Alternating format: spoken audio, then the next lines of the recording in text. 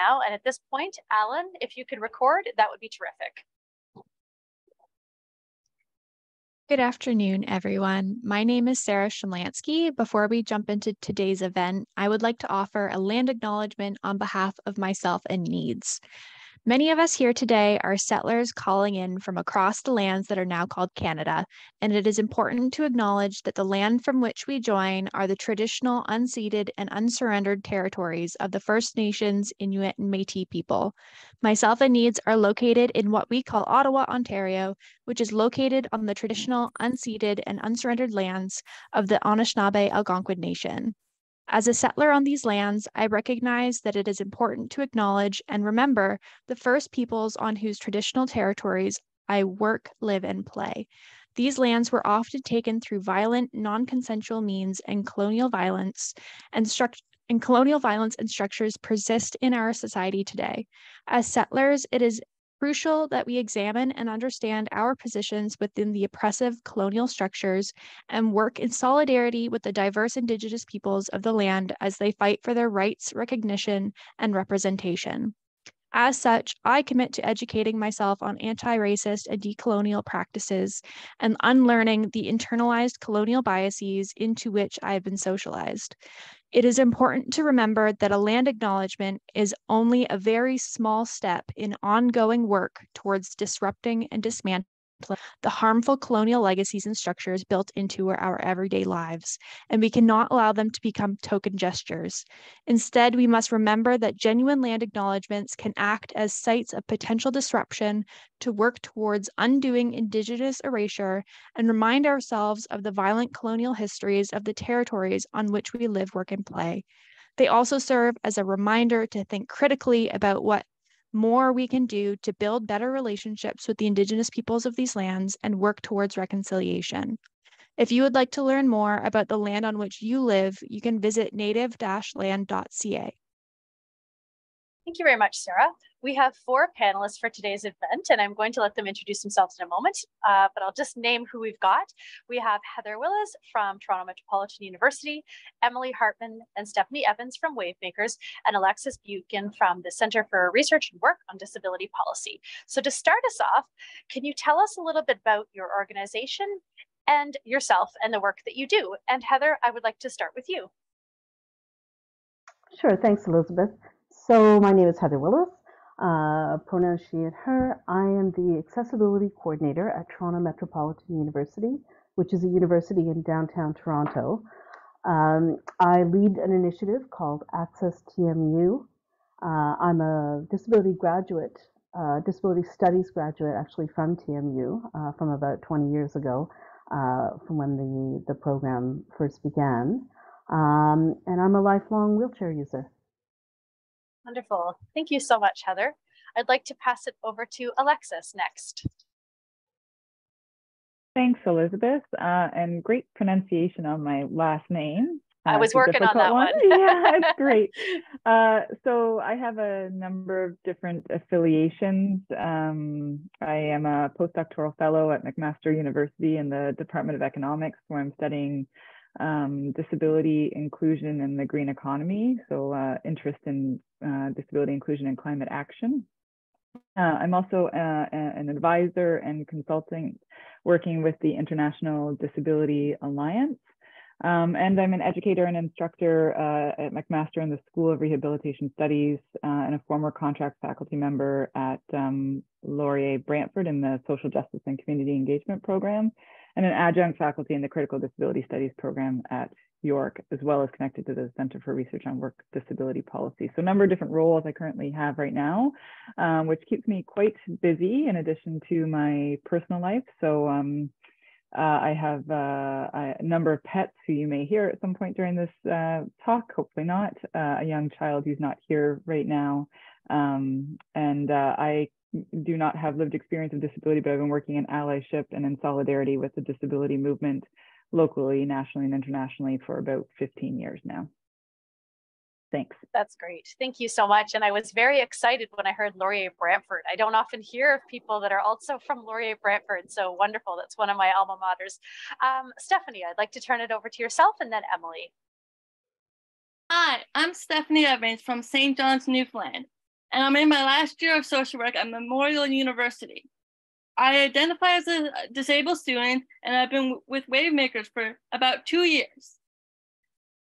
I started as a participant in the program, then they asked me to be a member on the board of the directors.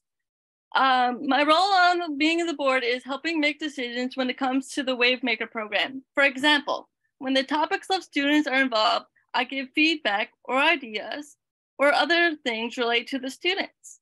The Wavemakers programs was a challenge for me for the better, because if you had known me for 2 years ago, you would have never seen me as a panelist. Public speaking is a fear of mine, but Wavemakers helped me through that. They believed in me.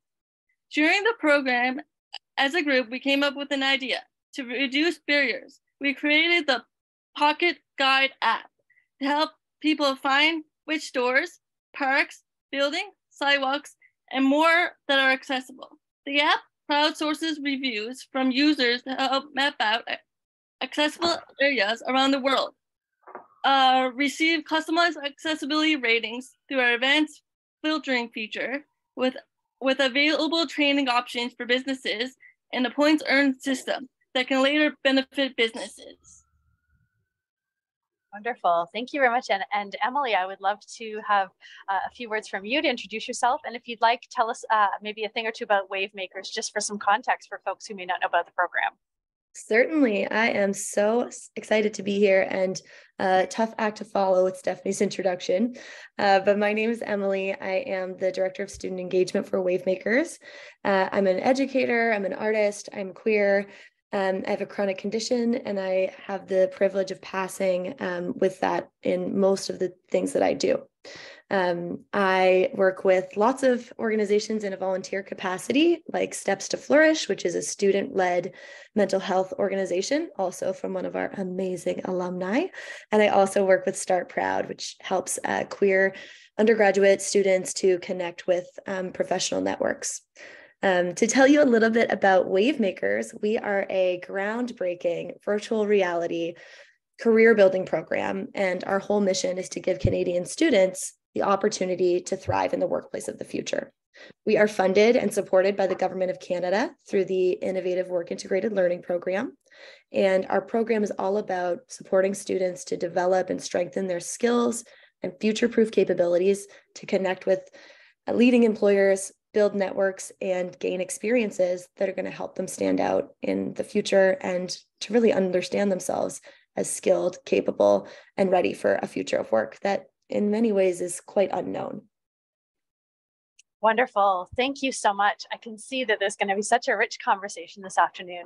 I'm wondering if our panelists can share any initiatives or work that they are doing that incorporates the National Accessibility Week theme of disability inclusion from possibilities to practice. And just to make sure that people have voice breaks, I will switch up the order a bit. So I am going to start with Alexis this time. Thanks, Elizabeth. So when thinking about these questions and just having gone through that ridiculously long list of involvements I have, I wanted to focus on something that I think really came top of mind for me when thinking about disability inclusion from possibilities to practice. So part of my work involves working with nonprofit organizations to support their organizational development and strategic planning and decision making. So that's part of my role with the International Disability Alliance, which, if you're not familiar with it,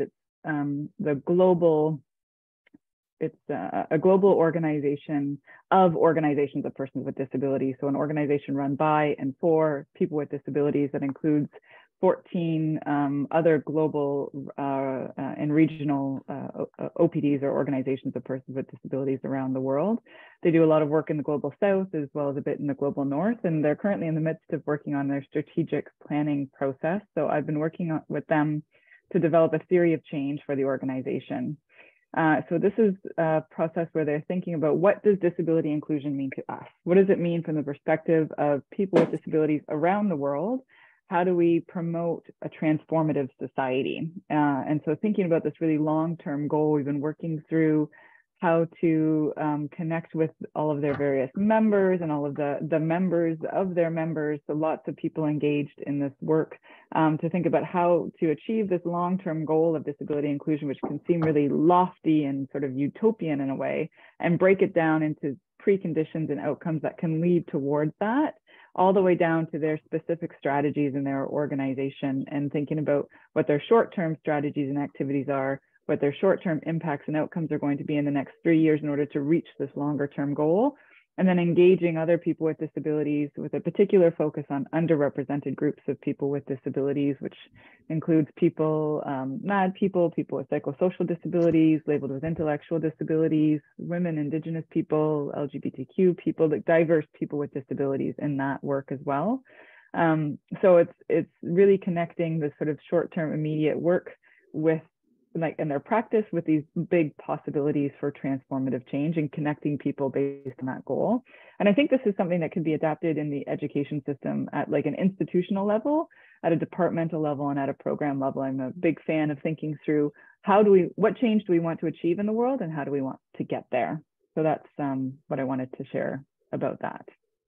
That's wonderful. And I think, really thinking through how we can apply it in this post-secondary context, which some of our audience will resonate today with, is really timely given, the new education standards that are being rolled out through the AODA. Just before we move on to the next panelist, can you very briefly just share what a theory of change is for folks who might not be familiar with that term? Yeah.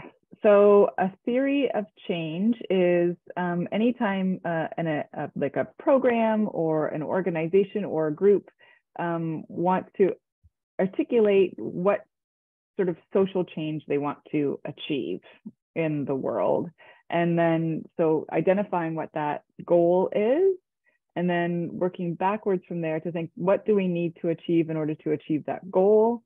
And what sort of activities do we need to do in order to help us reach these outcomes that will help us achieve our goal? So it's kind of like a logical way of thinking about why you're doing what you're doing and what you're hoping to achieve with your activities. I hope that makes That's wonderful. sense in a It nutshell. does. Yeah. Okay. Thank you so much. Heather, we'll go to you next. We'll talk about a hard act to follow. So I've spent a lifetime involved with various initiatives, boards, and committees, starting from the time of growing up in an institution for disabled children. That was really sort of how I became politicized as a young teenager. Currently, so aside from my work in accessibility, personally, I'm currently involved. I sit on the board of directors of Citizens with Disabilities Ontario, which is an organization of disabled people and allies focused on social action, disability rights. So really from a real advocacy perspective. And I also sit on the Metrolinx Accessibility Advisory Committee. So these are very different roles. One is from the sort of lived experience. Well, they're both around a lived experience perspective, but whereas one is sort of directly action from disabled people and allies, the other is an advisory role to a large publicly funded organization.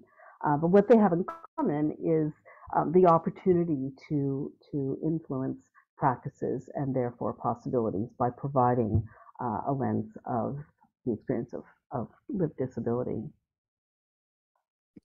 And sort of just to clarify, Metrolinx is Yes. So Metrolinx is the organization that operates Go Transit in Ontario. So it's a provincial organization, and is also connected with Metro Toronto transportation as well. So it's about making sure that transportation is accessible to people with disabilities. It's a very large Perfect. bureaucratic organization. So those advocacy roles are quite different. Yeah, I can imagine. And one sort of is sort of by and with people with disabilities, and one is probably more broadly some folks with disabilities, but lots of people at the policy level and at the municipal and government level. So different sort of conversations happening in different spaces for sure. Absolutely. Yeah. Great. So Emily, I will pass it over to you. And if you want to think about something that maybe you're personally involved with that supports the National Access Week theme, I would love to hear it. Fantastic. I love this title, From Possibility to Practice. The possibility of true inclusion and belonging has always existed. I can imagine that each of us here has felt or had an experience where you did feel included, and of course experiences where that was not felt. I love this title because it really is our collective responsibility to believe in this possibility, and it's also our responsibility to, in basic terms, do the work and put this into practice. In my personal life, something that I do across the board is really elevate personal stories and always operate from an assumption that people want to belong and that there are ways to make that happen. In our program, it looks like additional work time, multiple ways to participate, recorded sessions, synchronous and asynchronous content. I think when we work from a place of understanding that diversity is a fact, and our work is for students, it really allows us to try to work towards bringing that possibility to life and really bringing it into practice.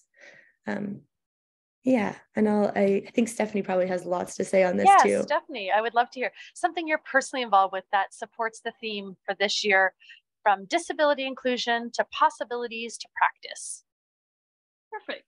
So recently I have reflected on my experience with having a disability and realized that I had so much potential and I should take more risks. So lately I did a media campaign with the Coalition of Persons with Disabilities with Mary Walsh. COD is a provincial cross-disability organization that educates and advertises community stakeholders interested in advancing the status of persons with disabilities. COD advocates for an inclusive and equitable society for all Newfoundlanders and Labradorians living with disabilities. In the commercial, I talked about my experience with having a disability and the barriers that I face and what we need to do for work towards a barrier-free society.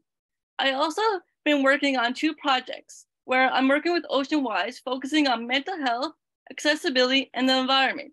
OceanWise is a nonprofit organization where there's a mission to empower communities and individuals to take action to protect and resource our world's oceans. I'm also working with Apathy is Boring to be a tabletop topics youth leader where I will host and plan events around the topic of accessibility. They work year-round to support and educate youth to become active and contributing citizens to Canadian democracy. I've been part of Mundisc at Memorial University, where I advocate on campus for students who need support. I would also like to add, don't let anything stop you from reaching your dreams. You will never know what will happen when you try. That's a really great philosophy, Stephanie. I think you might have just found the theme for next year's National Access Week. I don't know. It's something that we could pitch for sure.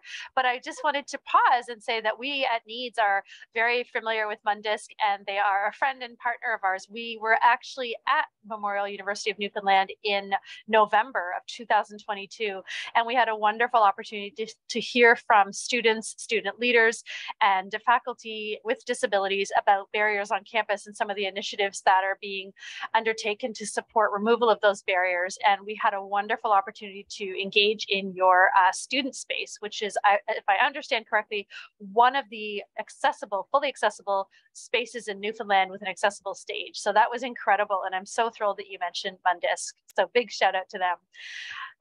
Our next question, I'd love to hear about efforts or projects that your organization has taken on in the 2022-2023 year to become more accessible and inclusive. And if you are part of more than one organization, which I think many folks are, feel free to just pick one that's a real pride point for you, something that really stands out for you. So I'm going to start with Emily this time. Awesome, thanks so much. We are constantly trying to put the possibility into practice. And this is an ongoing effort. This is work that is never done. But a couple of the things we're really proud of that have happened this year to increase accessibility and inclusion, but more than that, also really foster belonging at the center of what we are trying to do. We expanded our avatar expression. So this means that students have much more ways to adjust how their avatars look and experience in the virtual world. We know that representation is so important, and this is an exciting development. We've worked on developing new partnerships and expanded our partnerships with organizations like NEAD, working with groups like Autism CanTech, Norquest Student Services, Guelph's Community of Practice, and CAMH. And I guess the other piece that I would say is so important and we're really proud of is the genuine inclusion of student voices. We do this with having students in our board, students like Stephanie, but also creating a space in the virtual world where students on their own, in their own time, do feel a sense of belonging and kind of can bring their whole selves or as much of themselves to the program as they like. We work to make sure we're removing barriers by having things like financial support and actually making that available sooner as students express need, and having new tech advancements for our platform like voice to text and text size. There's more to be done, but these are some of the things that we're really proud of this year that have increased our inclusion and really help towards our big goal of having students feel like they belong. That's wonderful. And Emily, I just want to sort of pick up on a thread you mentioned. You were talking about voice to text. So would this be on your platform, your website, or is this something you're advocating? Excellent. Okay, so I just wanted to the one pick specifically up on is for our platform. Voice to text is new. It's sort of in beta. We're excited to have it working across programs, but it's been a challenge to get that up and running. And we do work with an external partner on our virtual campus, but we really advocate for more inclusion, and it's exciting to see that those advocations are being taken seriously. That's wonderful. I'm going to move next to Heather. Okay, so I'll speak from the perspective of Toronto Metropolitan University and my role there. I mentioned that I had an accessibility initiative called AccessAbility, and as part of that initiative, we have 4 key action pillars around education awareness, tools and support, community engagement, and accountability. So pretty much everything that we do falls under one of those key pillars. We also have a variety of working groups. We currently have 3 active working groups that are working to remove barriers in particular areas. So these include the built environment, information and technology, and universal design for learning. So some of the projects that we're undertaking are, we have an accessibility website. We're currently in the process of refreshing that website. In particular, we're creating a whole new section on challenging ableism. We're increasing the guides and resources that are available on our accessibility website, which most of them are around sharing resources about how TMU community members can be more accessible in their day-to-day practice. So, for example, there's information on there around creating accessible content, on how to make events accessible, captioning, ASL, that kind of thing. So we're reviewing those and sort of filling in the gaps. We've got projects around wayfinding and emergency evacuation happening. In addition to engagement with both our Employees with Disabilities Community Network, we're collaborating with them on the creation of a video which exemplifies the experience of employees with disabilities and the sports that are available to us.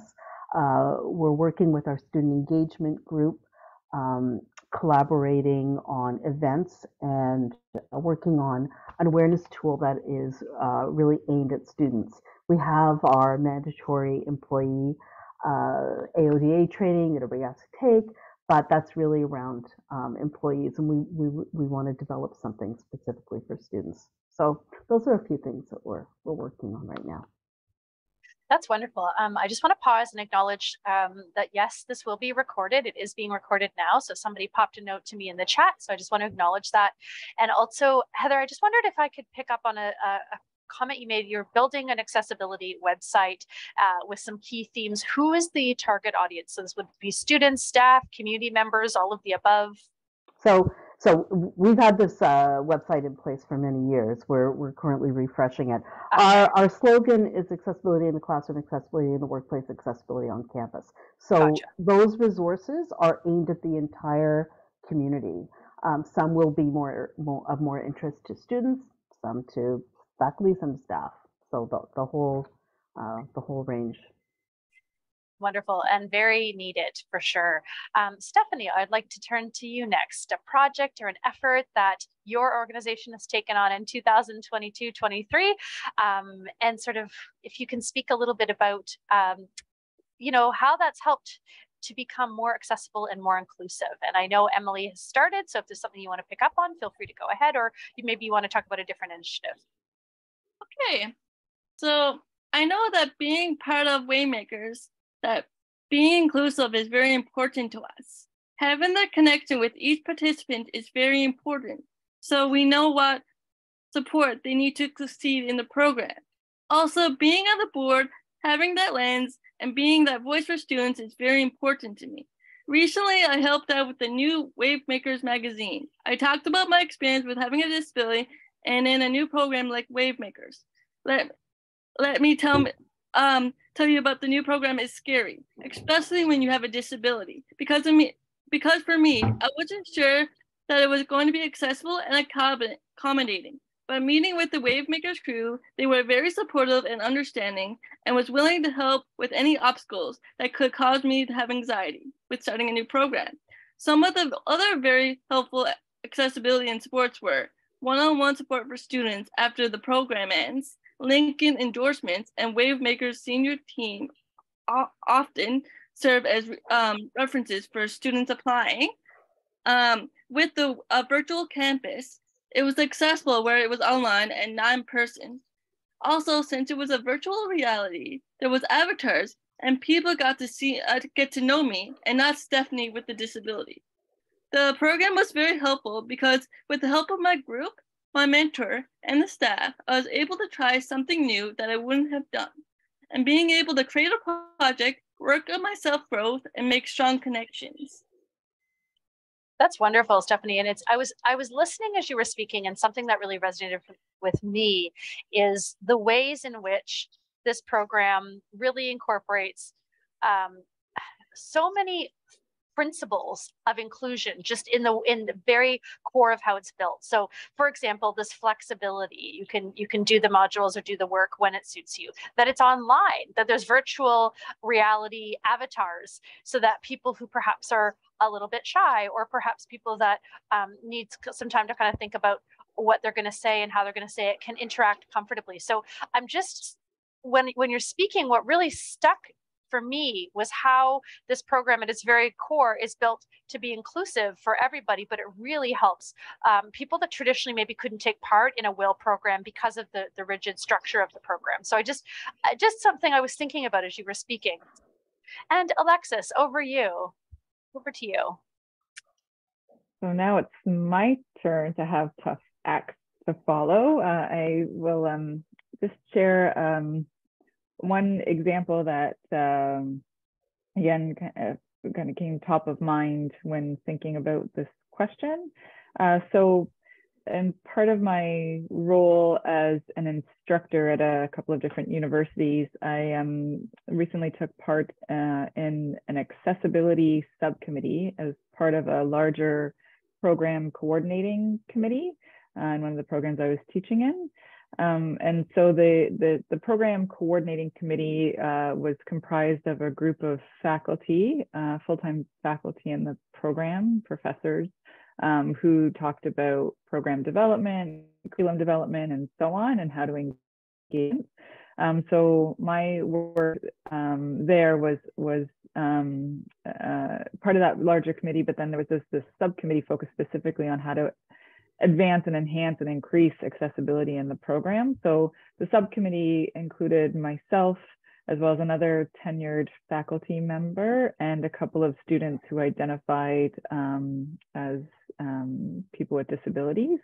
And we worked together to talk about what accessibility means. We developed a set of shared understandings around that in alignment with the principles of inclusive design for learning, which is sort of similar to what Heather mentioned in terms of universal design for learning, but it's a more of a one-size-fits-one kind of approach where you are constantly asking who is missing from the design of the particular system in which you're working within.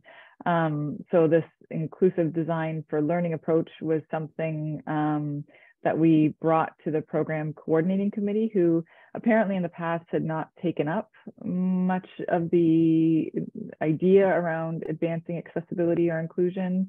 They were not doing a terrible job of it, but hadn't really engaged in strategic discussions around it. And so when we came together as a group, the subcommittee, and presented this particular approach with certain principles and values to follow, it actually prompted discussion among the program coordinating committee to take on for the following year, which was actually pretty exciting because it had sort of been something that was left on the side of people's desks and wasn't really put on the agenda. So we got it on the agenda, which was really great. And the way that we worked was we tried to model the ideas of accessibility and inclusion as much as possible. And then the students themselves took it on themselves to survey and talk with other students in the program about their experiences with accessibility or inaccessibility and inclusion and exclusion in the program, and then share that back with the staff there. So I'll just share that one example because I think that was sort of most relevant to our discussion here.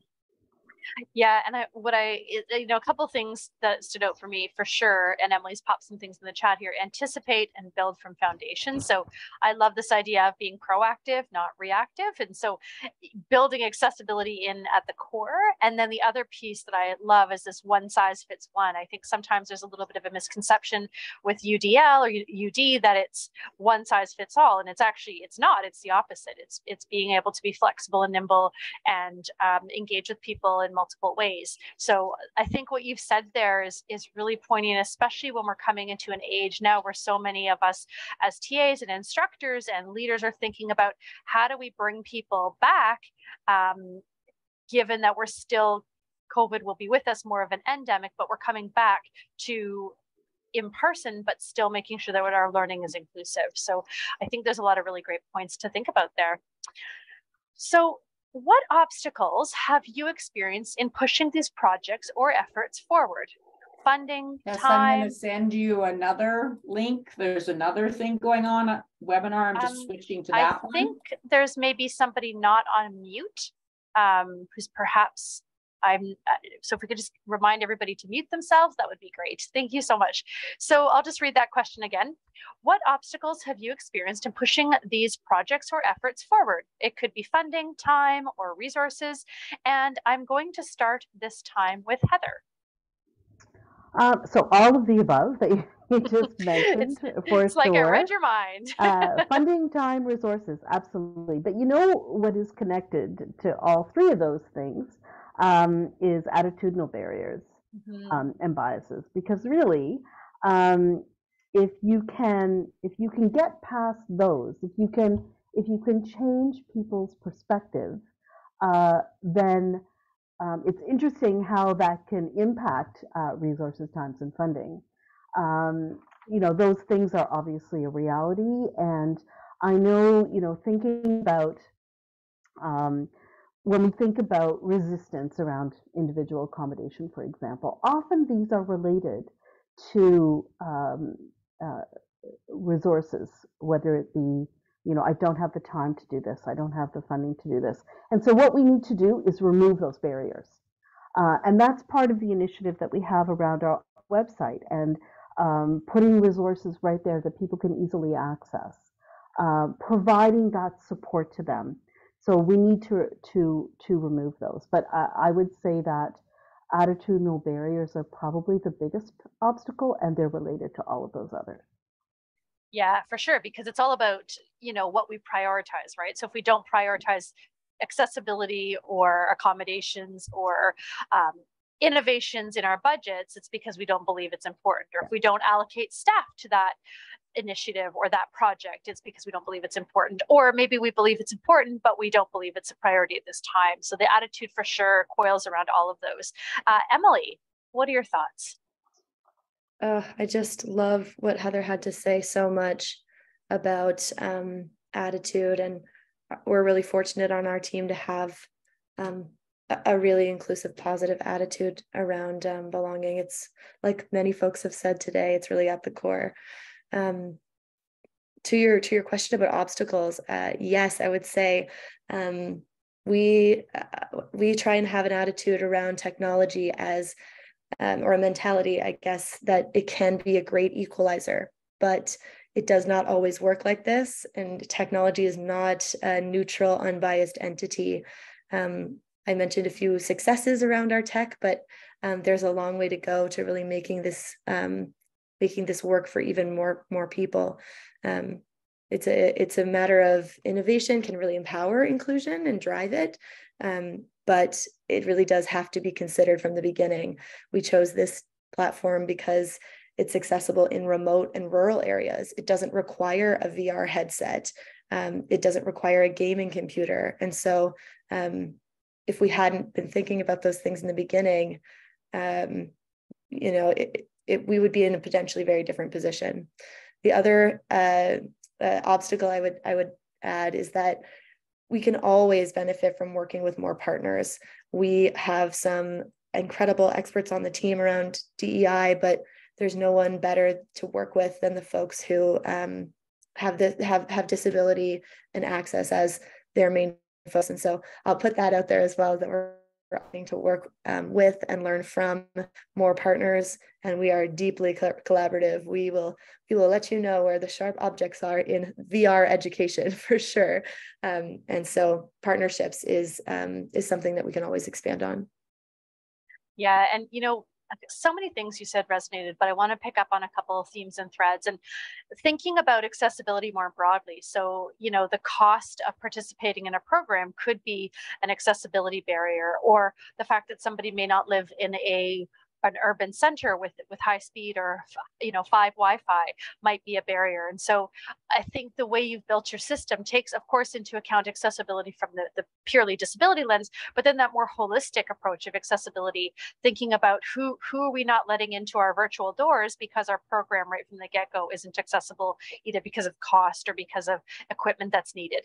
And, you know, the other piece there that I think really stood out for me was, again, this idea that if you're proactive, you can minimize some of those costs and that time that's spent addressing accommodations and accessibility afterwards if you're building it in up front. So I think there's some really nice examples there in what you're saying with your program. Alexis, over to you. Yeah, I want to, you know, really agree with what Emily and Heather have already said, and that, you know, so many of the so funding, time, and resources, yeah, indeed, all of the above are challenges, and I think it's really rooted in the fact that it's not given priority. It's a systemic problem. It's an institutional problem. It's not accounted for in budgets, and it's not even, it should be part of the requirements in order to do any work, really. But I'll harken back to the example of the accessibility subcommittee as part of the program coordinating committee in particular. So really, the main challenge here was limited time and resources for the subcommittee. So our subcommittee comprised of, like I said, students and myself as a contract faculty, and we took on this work because of our passion and commitment to it, but it was really unpaid labor for all of us, and it was on top of already demanding work and school load that we were managing, so it made it hard to put in as much time and effort into it as we would have liked to. And then on the other side, from the program coordinating committee perspective, they also had limited time and resources, overworked faculty, not enough teachers and capacity in the program to take the time to stop and reflect critically on what they were doing and strategically think about how to implement a more accessible and inclusive program. And this was directly linked to not enough support from the administration for that kind of work. So it's a common issue across a lot of different initiatives, but that was some of the primary reasons why our work gained some traction, but I'm not sure how much momentum it will be able to sustain. Yeah, and I think you've touched on a really important point, invisible labor, emotional labor, and unpaid work, or working to work, as a mentor of mine likes to say. And I think quite often in the disability space, and perhaps in other EDI spaces as well, we do so much of this work because it's a passion project, or it's a personal project, or there simply is no one to do it. But we burn out and we become tired because it's like we've said, on the side of our desks, or we're trying to push forward an initiative, and it's a small but mighty group. So I think that's a very important point to bring up, is the fact that it's hard to sustain things when you have an unpaid team, or a team that isn't really designated to doing the work, and is perhaps kind of doing this as a side project, because then it becomes a challenge to sort of balance all those priorities and projects. Stephanie, is there anything you wanted to add there before I move on to the next question? Nope, everyone said it perfect. Wonderful. I just wanted to give you a chance. That's perfect. Thank you. So accessibility within institutions often falls to disability services offices, or DSOs, and sometimes we hear those offices referred to by other names. Could be accessible learning, accessible education, or falls to a small number of staff within EDI, equity, diversity, and inclusion offices. So how can we shift the culture within organizations to move accessibility from one or two offices or a handful of individuals to being an institution-wide priority? And I would like to start, if I could, with Heather. Okay, I think this is such an important question. I agree. So first of all, you say that it's often left to one person. I think first what we need to do, I mentioned Access to Me, or Accessibility Initiative. We have a set of principles and values that really underpin the work that we do. And these principles and values have been just huge in terms of changing culture. And I'd like to highlight a few of these that speak directly to your question. So first of all, we need to differentiate between the approaches of accessibility and accommodation. People often use these terms interchangeably, and I see them as different approaches that are two sides of the same coin. So I often say that accommodation is what you do when you don't have accessibility, or when accessibility is not enough. Because we know that we can make the environment as inclusive and as accessible as we possibly can. And some people are still going to require individual accommodation. And there's nothing wrong with that. But there's a relationship between the two. The more accessibility we have, the less individual accommodation we're going to need. So just even getting people to understand that is really helpful, because they see the difference between systemic change and being proactive, as you mentioned earlier, Elizabeth, whereas accommodation is more reactive. And as I said, I see these as two sides of the same coin. They need to be working together. So in my role, I am the only person that's responsible for separating accessibility and accommodation. They are directly related to two different pieces of legislation. Individual accommodation, all universities have a responsibility to provide individual accommodation to the point of undue hardship under the Ontario Human Rights Code. I'm speaking to Ontario. As accessibility is related to the Accessibility for Ontarians with Disabilities Act, and I realize there's 5 provinces now that have adopted accessibility legislation. So those two pieces of legislation, those two approaches, as I say, need to be working together. And in my role, even though I'm another principle of Access TMU is collaboration and shared responsibility. So just because I'm in my role, I can't possibly be doing it all. So a key part of my job is sharing that responsibility. I mentioned that we have working groups that are working to remove barriers in particular areas. While I got those working groups going and I sit on all of them, I am not the lead. They are led by the department of the university that is responsible for that area. So I mentioned built environment. That is led by our facilities department. I mentioned universal design for learning. That's led by our Center for Access and Learning and Teaching, who are responsible for providing professional development and support to faculty. Our information and technology working group is led by our computer department, and we have an accessibility specialist. So the other thing is just even having somebody in my role, as well as our accessibility IT specialist. A lot of universities still don't have dedicated roles for those. That's begun to happen, and where they sit is really important as well. My role was initiated in our human resources department. That's where when AODA universities had to start to be compliant with AODA in 2010, that's where it landed. But then we hired an equity, diversity, and inclusion lead at the university, and my role shifted to be under the umbrella of equity, and that's really important as well. Where that sits. I think I'll leave it there for now and let Great. others have a. I just want to stay with you for one moment, if I may. I think what you're bringing up is really important.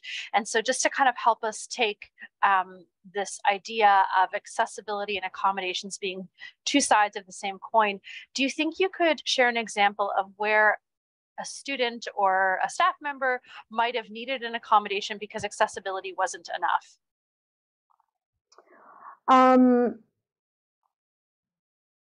Well, I think so. One of the things that I'm always striving is to make sure that I'm in communication with our human rights department, with our accommodation for employees with disabilities, and with our accommodation for students, because I need to understand how we can change, how we can shift, how can address those issues that are arising in terms of human rights complaints or accommodation requests, how we can be addressing those systemically. So a student might need to have an entire class shifted to a different classroom because it doesn't have a door opener. So, we have an initiative right now, we just got funding to create more, put more door openers in classrooms. We had another student who was encountering some ableist attitudes within their department. So we approached the faculty's EDI person. Most of the faculties now have EDI initiatives, equity, diversity, inclusion, initiatives within the faculty. So we approached them and we went in and did some education. So thinking about how those issues that come up, how we can address them systemically. Wonderful. Thank you so much. Alexis, I will move to you next. It was great to hear from you, Heather, and being in the thick of this in particular. So I could go on a rant here, so I'm going to try and be as brief as I can on this subject. But I think, accessibility within institutions falling, within particular departments, I think is a clear reflection of how accessibility is marginalized and deprioritized in a lot of ways. So I think one of the key ways in which to create some culture change is to address policy barriers, really as a complex issue. And I'd like to suggest, I think what could be really helpful is consider co-designing these policies or co-redesigning these policies with students and faculty and administration to bring in these sort of multiple stakeholder groups. So people with lived experience, people who are impacted by the policies, and those who will be implementing the policies in order to make them more effective. So for example, thinking about accommodation and connection with accessibility, as I was teaching a course and one of my students needed a bit more flexibility on the due dates for the assignment. So currently the way that the structure of the time frame for the course is inaccessible to them, I guess you could say. So they came to me individually and asked for extensions as an accommodation and disclosed that they had a disability. So I was informed by the program that I needed to refer that student to the accessibility services office or whatever it was called, to go through them, to get registered with them, and then come back to me, and I would be able to make the accommodation officially, which felt really disruptive in terms of our direct connection. I just would have granted the accommodation, knowing what I did. And the student, when I told them that, really didn't want to go to that office because they said they felt like when they have been forced to identify as a person with a disability, which they didn't always want to do, they felt that they were immediately treated differently by their instructors, by the program, and their expectations were lowered. So they hesitated in connecting in that way. But I was sort of constrained by the policies of the university in order to do that. And I thought, this should probably be looked at. I understand that the policy was there because some faculty might have been very resistant to providing an accommodation. And so the Accessibility Services Office needs to help facilitate that. But it created this sort of weird dynamic between the student and I felt really uncomfortable about it. So I think that's one key thing.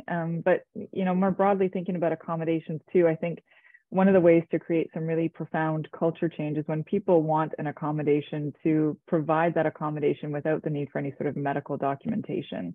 And I just published an article on this for my dissertation. I think it's really important that we address this sort of myth-making disability and be really aware of what sort of processes people have to go through in order to receive an accommodation or to have an inaccessible space made accessible for them.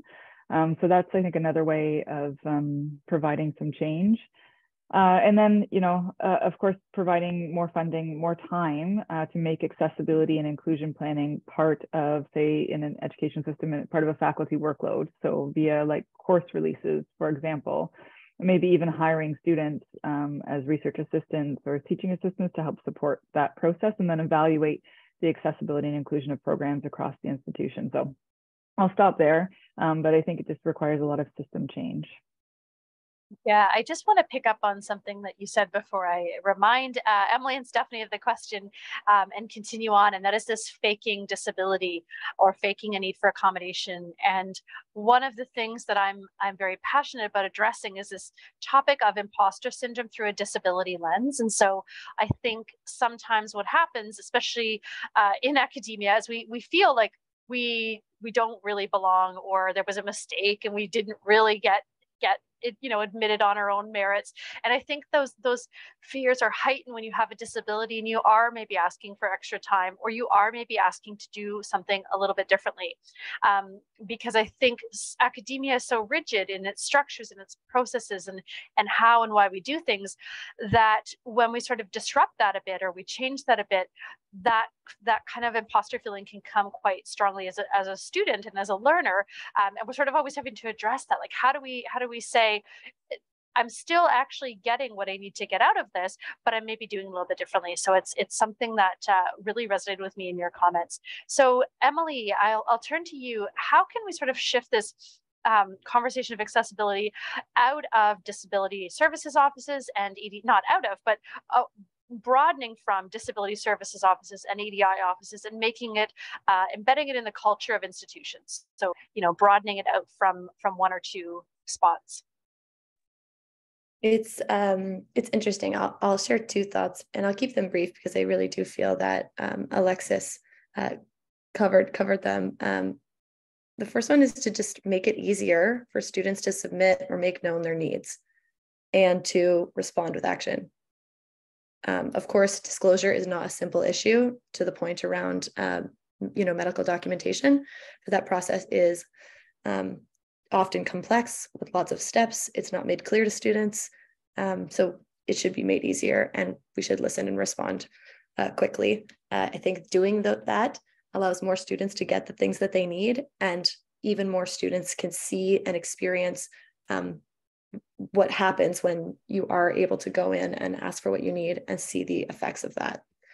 And the second piece is to really slow down and involve others when planning the practices that you're going to implement. It makes me think of a time in university. I was in a brand new equity studies building for a critical disability studies class. There was great audio, lots of space for mobility devices, wide aisles between seating. But at the front of the classroom, there was no space for, by the podium, there's no space for a wheelchair. The assumption being that perhaps students with disabilities or mobility needs would be in the room, but certainly not the professor, which is like a very problematic assumption. And, this building then was not properly accessible. I think a greater social understanding of neurodiversity and mental health is starting to help. And it's starting to affect the way we can have that culture shift, but there's so much more to be done. And I'll leave it there. Great. Thank you. Stephanie, is there anything you'd like to share or add about shifting that culture, broadening it from the Disability Services Office or the EDI office and having it there, but broadening it to include a culture of accessibility institution-wide? Yes, I have a few suggestions. So understanding biases and building awareness is the first step towards real change. Leaders can start by addressing this by helping employees understand how individuals are impacted by unconscious biases and what actions need to reinforce biases. One way to build awareness and address unconscious biases is to encourage every employee to review, question, and analyze their own personal biases and assumptions. Another suggestion would be diversity training, helping employees understand how cultural differences can impact how people work and interact at work. It can cover anything from concept of time and communication skills to self-identifying and dealing with conflict.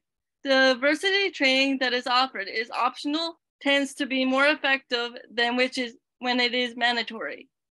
It is crucial that leaders are clearly communicating why training is taking place and problems you're trying to solve and what comes next.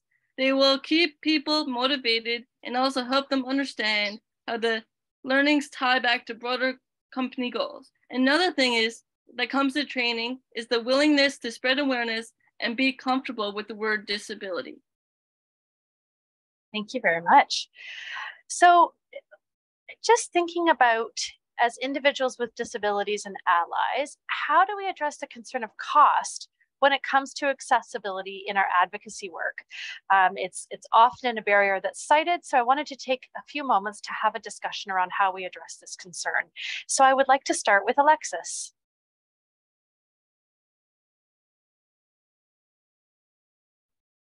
Sure. So I think one way is really just to straight out ask to be paid more than what you want for our work. And that when labor is unpaid, it really reflects the undervaluation of our knowledge and expertise.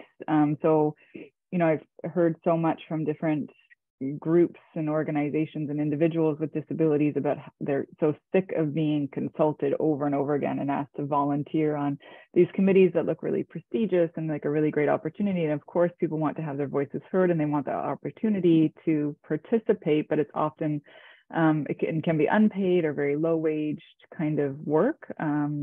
So that I think is starting to change. Like more often now people are receiving some form of compensation, but I think it really needs to be demanded, and that, you know, lived experience knowledge needs to be that appropriately. So constantly, I'm always bringing up the need myself for the need for a compensation that's at least a living wage, and provided in a way that does not harm people's social assistance, because sometimes if people are on some sort of social assistance system, an influx of money can affect how much they get. So it's important to have those conversations.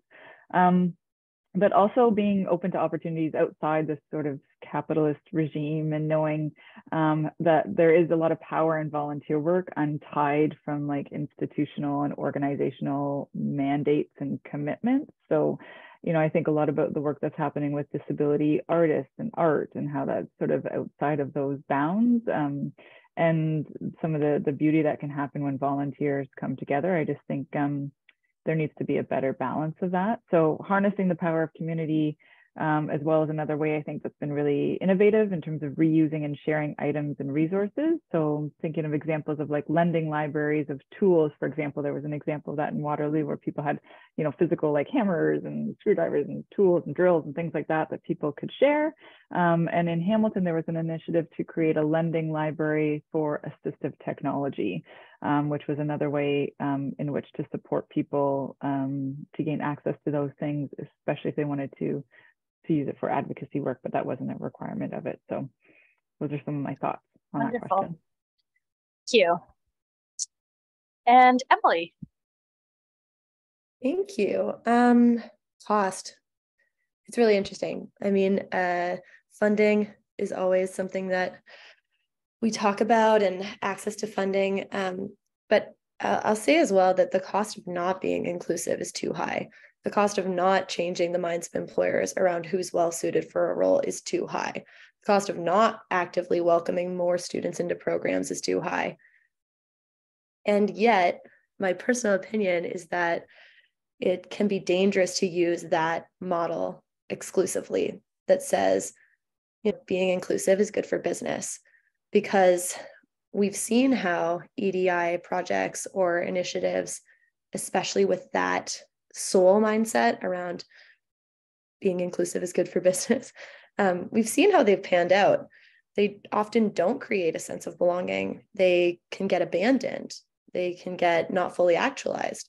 We see lots of directors or VPs of EDI leaving roles and having high turnaround, because that mentality is not really about deep, meaningful inclusion. And that can result in greater tokenism, exclusion, discrimination, and microaggressions. So I think there's a balance there around the cost, and maybe not in that financial literal sense, but the cost of the ideas and the innovation that can happen when we're not being inclusive. Yeah, I mean, especially given that, you know, our population is aging. We have 22% already of Canadians that live with a disability, and that's actually expected to continue to rise. So thinking about that, you know, the cost, you're right. If we're not inclusive, who are we excluding from our workforce, from our businesses, from our educational institutions? Absolutely, those are really, really good points. Heather, I'll turn it over to you. So I think first we have to acknowledge that cost restraints are a reality, right? There's been, you know, in the university environment, there's been tons of cutbacks. The impact of COVID, you know, it's just a reality. So I think we have to acknowledge that that's there. But what we need to do is elevate the priority. And Elizabeth, you were speaking to this earlier.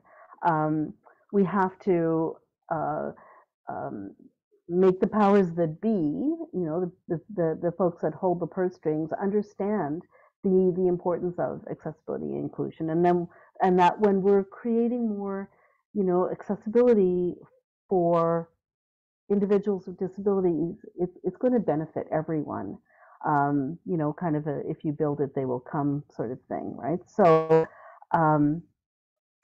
And how we do that, we've already talked about that in so many ways. You know, it's about education, increasing the awareness. I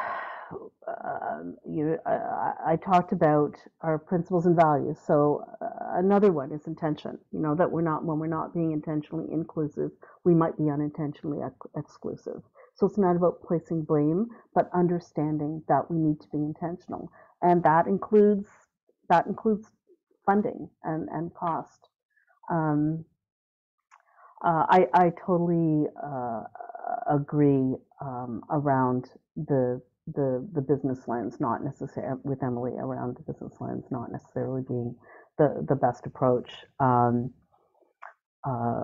But you can speak to that as well, right? So when you create more inclusivity and accessibility for students with disabilities, you increase your enrollment, right? So that's beneficial. So I think you need to create more awareness and make it a priority.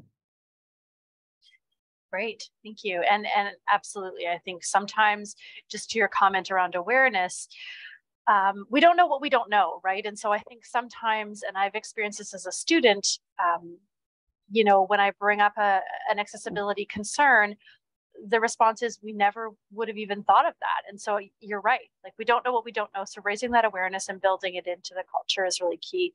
Stephanie, anything to add there? Oh, sorry, go ahead, of course. I'm yes. sorry, Elizabeth, there was one more okay. thing I just wanted to add, which is, again, going back to shared responsibility. So this is a way to address costs. So an example would be, it's early, but we're already talking about collaboration around International Day of Persons with Disabilities in December. So International Human Rights Day is the following week, so we're looking at collaborating with our human rights services and having a key event, but they're having a number of smaller events that are hosted by other departments around the university, where they will take on the cost of that event and the cost of the accessibility.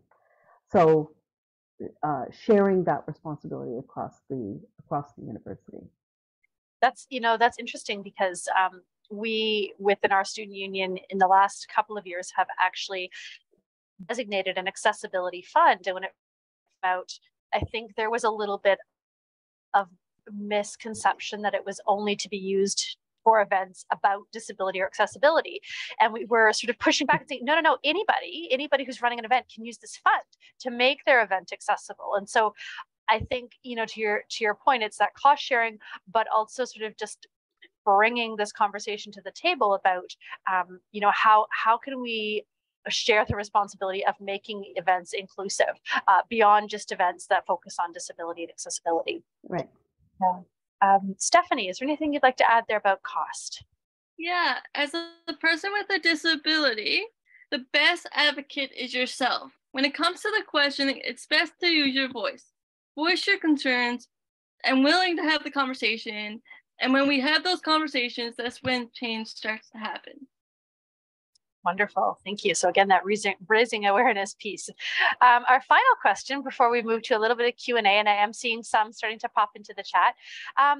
What's next? Given this year's theme of possibilities, what do you see as possible? And Emily, I'm going to start with you. And if we can maybe just try to have our answers be about a minute or two, then we'll have some time for Q&A if that's at all possible.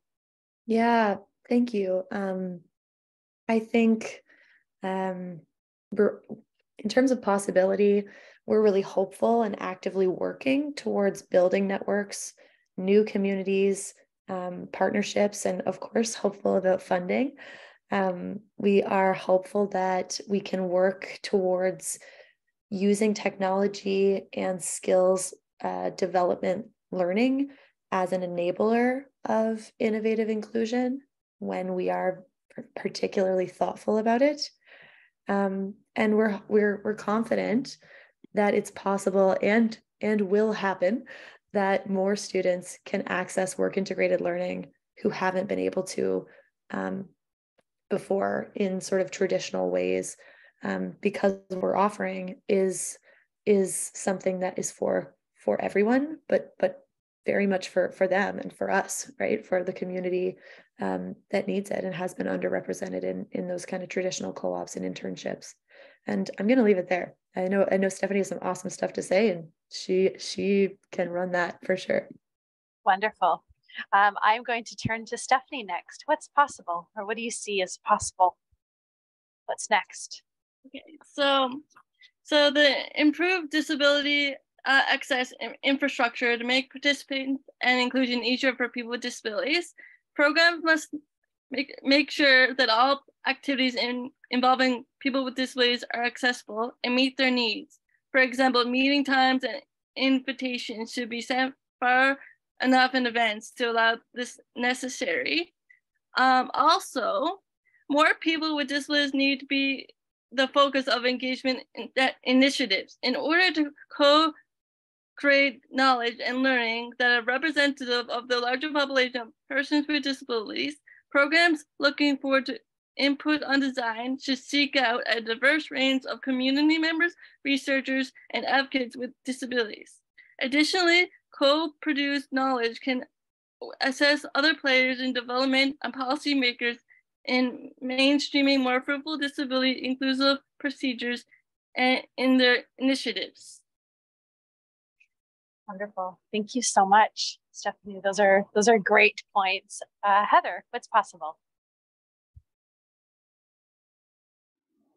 So going forward and what's next, in my role, you mentioned earlier about the education standard under AODA. So in my role, that piece of legislation that doesn't exist as yet, it's a form of recommendations is going to be a really key tool moving forward.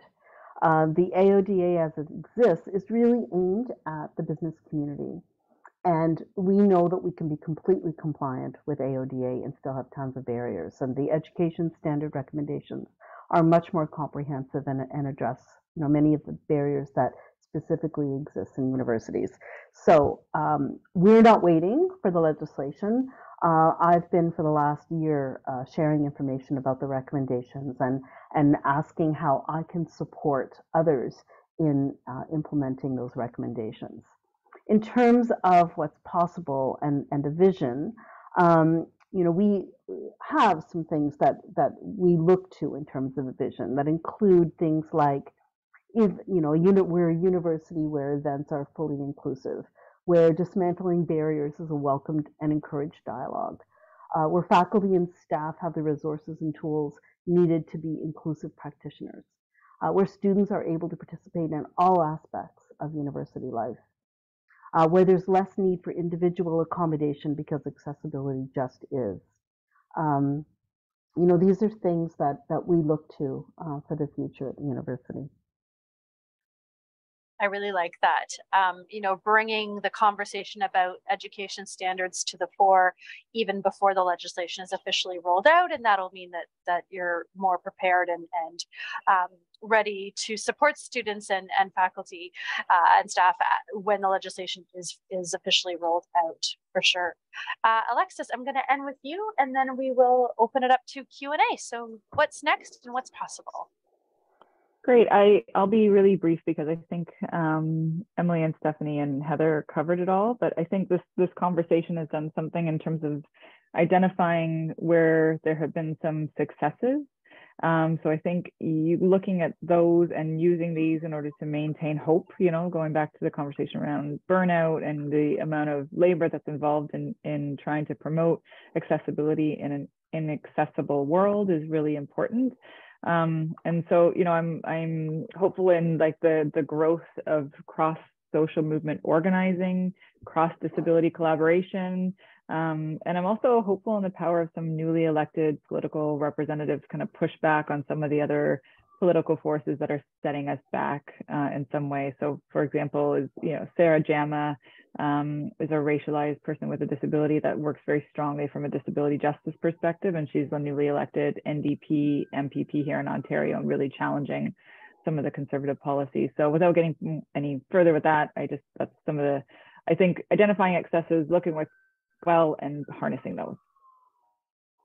Wonderful. And I think, you know, social and political engagement is so important, and civic engagement. And there could be a whole other panel on how to involve and support folks with disabilities who want to become more politically engaged. So thank you very much, Alexis. So I will end our sort of formal part of the panel there. And now, first of all, I'd like to thank our 4 panelists. That was incredibly insightful, and everybody brought such unique threads and themes to the conversations, but yet we saw so many themes that coiled around each other and really continued to resurface and resonate with folks. So with our last 9 minutes, or I guess 10 minutes, I'd like to open it up to some audience Q&A, and I'm seeing some in the chat already. So you can either put your question in the chat box, you can pop up your hand, and then unmute and ask your question. So I'll open it up now to our Q&A.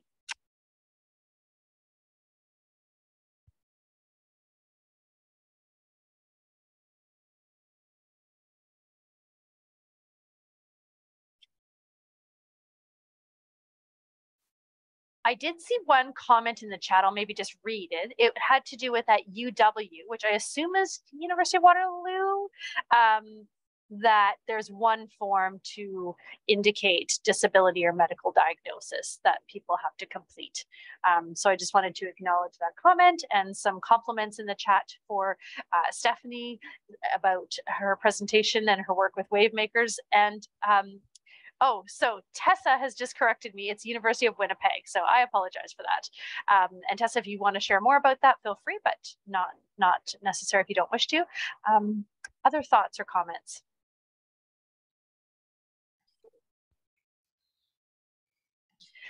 Would it be okay if yes. I just I see that there is a question. So just for Tessa, I'm curious about that, and just wondering, I was going to put it in the chat, but just I'm curious about, it's great to see, first of all, that the form is not related to diagnosis, but I'm wondering who completes those forms, whether it's like a medical professional or the individual requesting accommodations.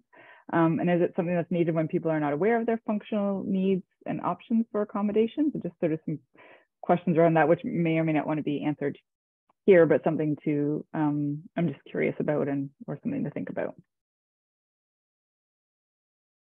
Hi, I can, so it's Laura from University of Winnipeg. Can everybody hear me? Yeah. Okay. Hi, yeah, so I put in the chat about that, our medical form. The focus on it, it's just more of a generic form. So it's kind of to pull away from having details about diagnosis. So there, you know, students can put information down about diagnosis if they wish, but the focus is on functional limitations and or functional needs, and also on what accommodations they need. So, I mean, students often might, you know, in a meeting, you know, orally discuss with us, you know, what their disability is, which they can, or, you know, it's totally up to them if they wish to do that. It might come up in conversation. It typically does, but it doesn't need to typically be written on the form. And so that's kind of a difference that, you know, folks maybe with mental health diagnoses are just more comfortable with maybe not stating the specific diagnosis on a piece of paper, which is fine. And who fills out this form could be a GP, psychologist, psychiatrist, speech pathologist, OT, kind of what, you know, whatever fits their need kind of thing. In remote communities or rural communities, a nurse practitioner can fill out the form. So it just kind of depends on what the need is and kind of where they live. So we try to be pretty open to, you know, getting people registered with us so that they can access the services and not throwing barriers up if possible. A lot of times it's hard for people to get a doctor. At the University of Winnipeg, we do have a nurse practitioner. So sometimes that is suitable for them to go see the nurse practitioner and then get the form filled out. It kind of depends on how complex the health condition is. But yeah, we kind of followed suit a little bit with, can't remember if it was the Queen's University. It was at a university in Ontario where, I don't know if it was 5 or so years ago, that an individual, they took the university to human rights regarding having to state their mental health diagnosis. So that they changed their medical form to not having much diagnosis information written down. I'm trying to remember which university it was. I know it was in I believe it was York. I think it was York. York. Okay. Yeah, I believe it was York. Yeah. Okay. So we kind of followed suit there and just kind of tweaked ours to be less diagnosed focused. So more on functional limitations, it sounds like. Yes. So functional limitations. So it's kind of a graph from, mildly affected, medium, moderate, severe. So it could be, the scope could be attention, physical limitation, cognitive function, memory. So it's really brought down into chunks of kind of where are your needs and where do your needs not, where I don't need help with. And then on the another page of it is the focus is on accommodations. So what accommodations do you need based on your functional limitations and things like that. So it kind of ties it up a little bit better for us to understand kind of what the disability, like what the needs are. They're coming to register with accessibility because they need something. So kind of tell us what your needs are, and then we can go from there. And I think, to your point, that's really what it's about, right? It's not about what is the actual diagnosis, but, how can we work with you given this limitation to find accommodations or technologies or supports that are going to work for you. I want to just, yeah, I'm noticing in the chat there's some really great conversation and questions. I want to start by addressing Kate's question about if anybody can comment on what post-secondary institutions are doing as we move out of the remote learning phase of COVID back into in-person to ensure that students are still included. Does anybody want to take that one? I know at our institution, there's not a priority currently on remote learning, that it's really moved back into in-person. And I believe that that's going to stay from now on, unless we find ourselves in another wave of COVID. Heather has a comment on that. Yeah, go ahead. Sorry, I didn't see your hand. Well, actually, no, not on that. I was going to address something in the chat, but so I would say that's the same here. However, I have heard waves that there is more happening around remote learning. I don't think the baby is being thrown out with the bathwater. I think there are conversations happening about adopting learning in more ways. So I don't think we've heard the end of it. But I think there just isn't the infrastructure right now to do both. But I think we'll get there. I think it's just going to take time. And I want to pick up on that point, Heather, because like I'm sure many of us today on the webinar, I'm a student, but I'm also a teaching assistant. So I sort of straddle both of these worlds. And so as a TA, it was interesting because we had the mandatory return to in person, but then some folks that really wanted to be on Zoom. But the logistics of doing that, the extra time that it would take, and also just the ability for those students on Zoom to feel engaged was beyond sort of what we could offer in that particular course. And so I think what it's going to mean if we want to do that is bringing in either extra supports or thinking about how we teach and what that looks like.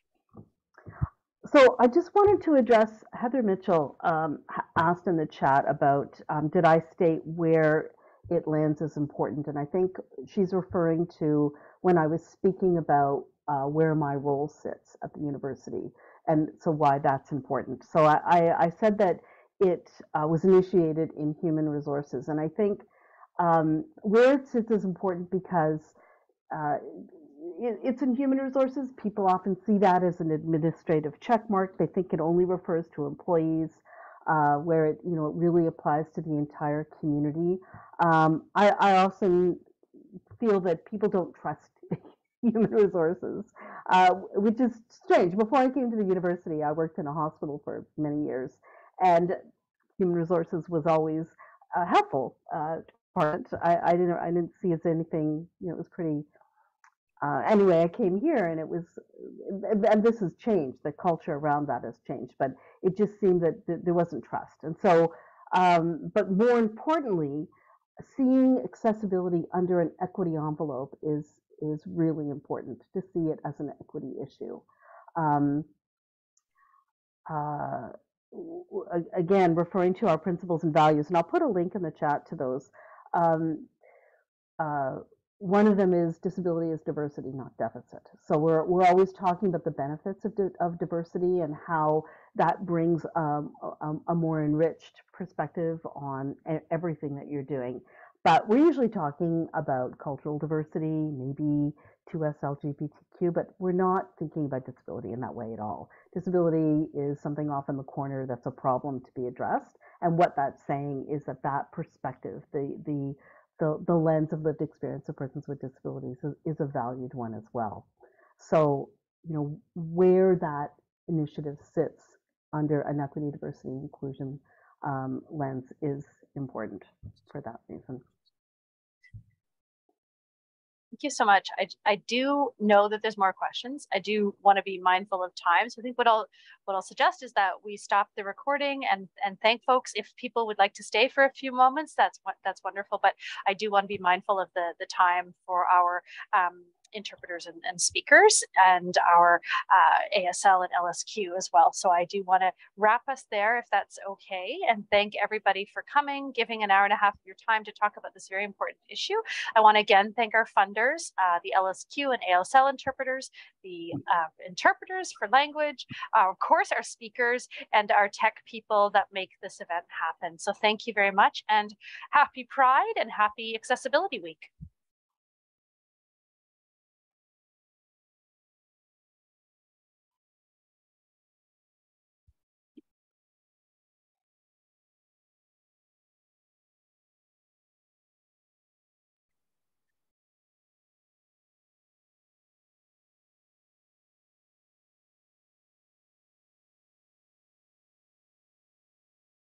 Just waiting for the recording to be stopped here.